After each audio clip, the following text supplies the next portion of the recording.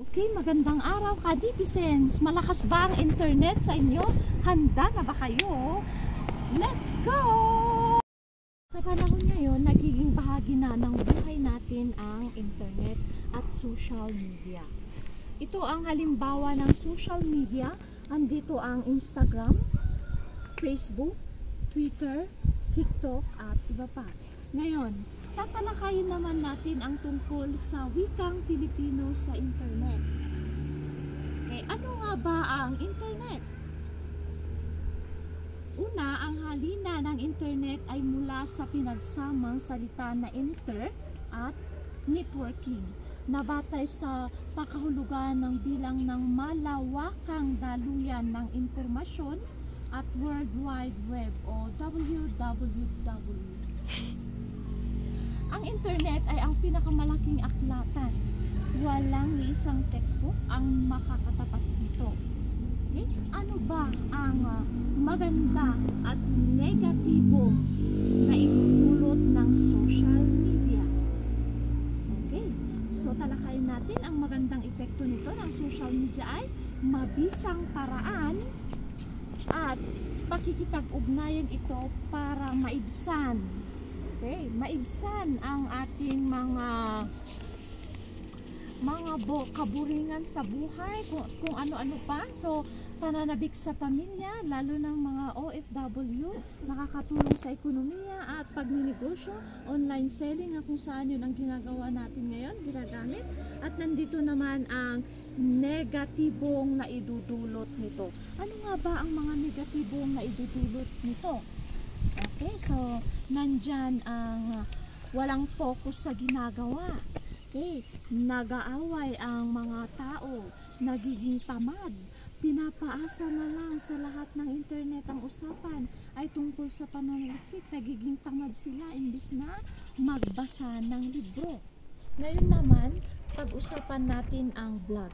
Ano nga ba ang blog? Katulad ng ginagawa natin ngayon, ano-ano ang mga uri nito?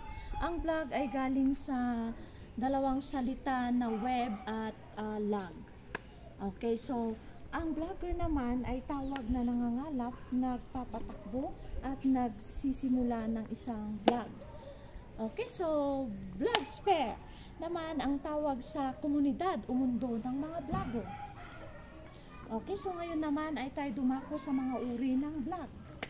Merong 8 uri ng blog.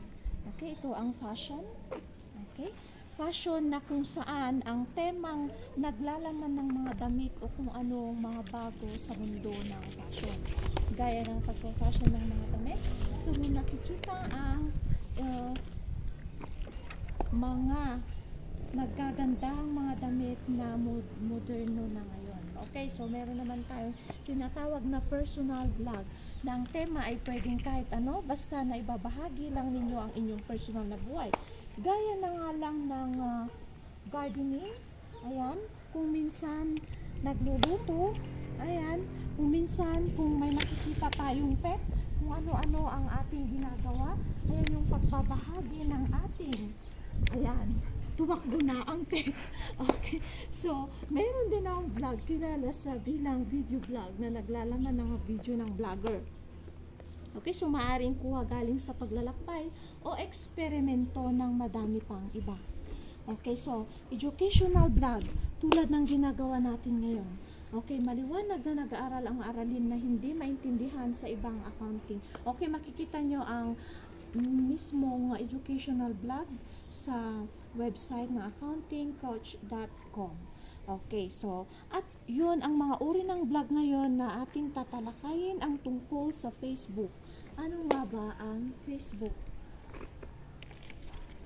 Okay, ang Facebook, yan yung karaniwang ginagamit natin ngayon, napaka-popular sa social media. Ang Pilipinas ngayon ay number 1 na gumagamit ng Facebook. Okay, so kilalanin naman natin kung sino ang founder ng Facebook. Okay, nandyan si Mark Zuckerberg, ang founder ng Facebook kasama ang kanyang 2 kaibigan sa Harvard University. Okay, so Kaya nasa sa atin na kung paano ang tamang paggamit ng social media. Okay, gaya na nga lang ng Facebook, ito yung daluyan ng pagkatuto na pwedeng samantalahin ng guro at mag-aaral para mas sumabong pa ang kanilang pagkatuto. Okay, sa panahon ngayon, umiinog na ang buhay natin sa social media. Okay, kaya nasa sa atin na kung gumamit ng tama kung sino man ang gagamit nito. So kailangan may mga pangaral sa ating mga kamag-anak, kamag-aral, kakilala, at kung sino-sino pa ang ating nakakasalamuha. Okay, kaya sa atin gumamit ng tama at ito ay merong magandang naidudulot at meron din namang hindi mabuting naidudulot ng social media. Okay, so at hanggang sa muli, ka-vlogger, sana may natutunan kayo sa aming ibinahaging educational vlog tungkol sa kaalaman ng wikang Filipino sa internet.